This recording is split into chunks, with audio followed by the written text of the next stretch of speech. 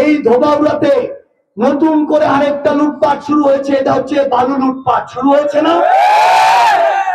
আমরা বিএনপি কে দেখলাম তারা একটা মেগা প্রজেক্ট শুরু করেছে, সেটা হচ্ছে খাল খনন মেগা প্রজেক্ট।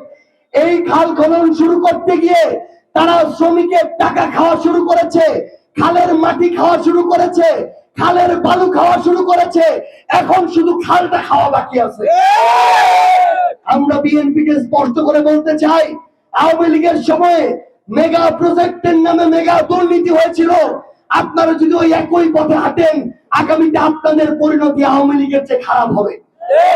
কারণটা হচ্ছে এই যে প্রজন্ম, এই প্রজন্ম এই অভ্যুত্থানের পরে এমন অনেক কিছু করে নাই, কারণ তারা সিদ্ধান্ত ঠিক মতো নিতে পারে নাই কোন সময়ে কোনটা করা দরকার ছিল।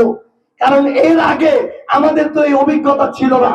কিন্তু মনে রাখবেন, আপনাদের বিরুদ্ধে যদি প্রজন্ম নামে, তাহলে আপনারা কেউ গদিতে বসে থাকতে পারবেন না।